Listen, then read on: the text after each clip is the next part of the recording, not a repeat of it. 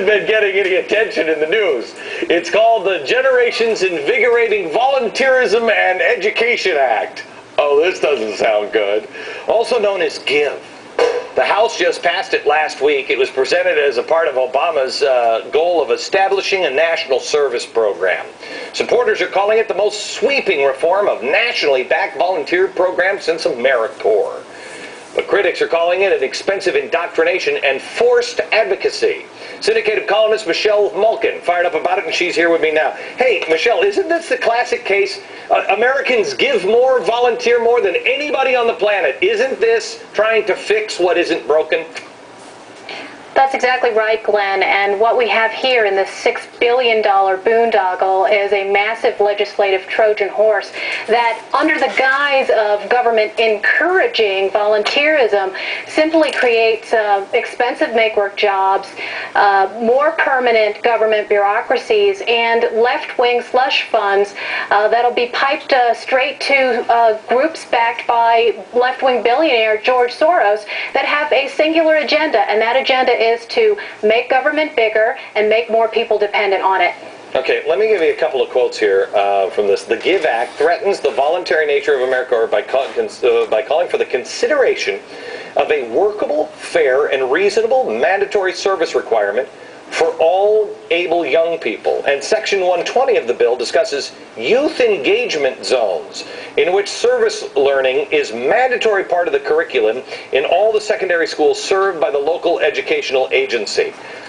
Yeah, let me just clarify. Yeah, let me just clarify the first portion of that, because that was included in Section 6104 of a particular segment of an early version of the House bill that would have established something called a Commission on Youth Civilian Service. And it has been since dropped, but I think that people are justified in being very concerned that this could be reintroduced if the Senate bill passes and in conference report things get slipped in, as they always do, at the last minute.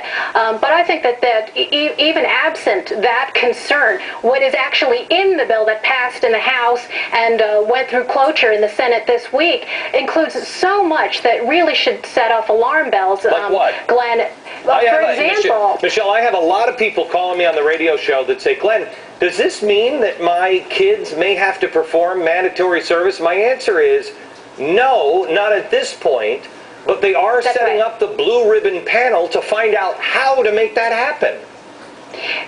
In the section of the bill that was in an early version of it. And like that is entirely out? That is out for now, but as I say, the fact that it was written in an early version and then dropped after people raised hackles about it, I think tells you about the true intentions of the people who have written the bill. But already there's $115 million for something called a foster grandparent program. Learn and Serve America, $97 million. $100 million leading up to 2014 for something called the Social Innovation Fund. And that is the particular social investment fund programming that I was telling you about that goes to groups that are funded by George Soros. And then, of course, there's the fact that if you look at the past history of AmeriCorps, which this is expanded by, up to 250,000 people would be funded under this $6 billion program for that. Who goes into those programs, Glenn, and what do they work on doing? In the past, AmeriCorps volunteers have done things like lobby for federal housing subsidies, increased WIC funding, increased federal lobbying, and to do make work and push paper at every federal agency in this government. Okay, Michelle, this is...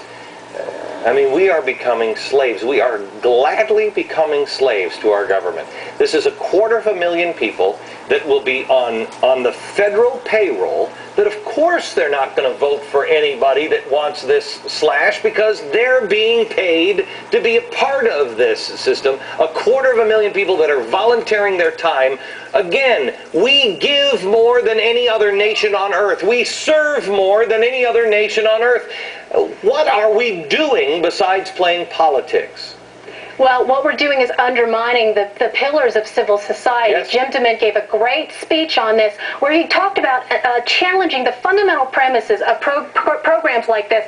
You know, that British MP has been getting so much attention for his statement. You really should run Jim DeMint's whole statement. He said, quote, "We cannot replace private charity with government programs. I think we need to come to a point as a government that we recognize we cannot do everything." That is the bottom line here. And the fact that you had only 14 Republicans vote against this thing, I think is really sad. Okay, Michelle, thank you very much. I tell you, that the reason why is because you have a few really good people on both sides of the aisle in Washington, but not enough of them, and they're afraid. And they don't understand the difference between left and right, as I explained on last night's program. Huge government, no government, those are the ends. What are we doing here? We're all playing over in this area, the Democrats and the Republicans. That's why there needs to be a change in America, and the 9/1 Project is going to try, the 9/12 Project is trying to change that. I'm having a special broadcast, Fox web broadcast at foxnews.com/Glenn in just 20 minutes. In 20 minutes. Don't miss it. Next, the war on terror is over. Really? Tonight, Hillary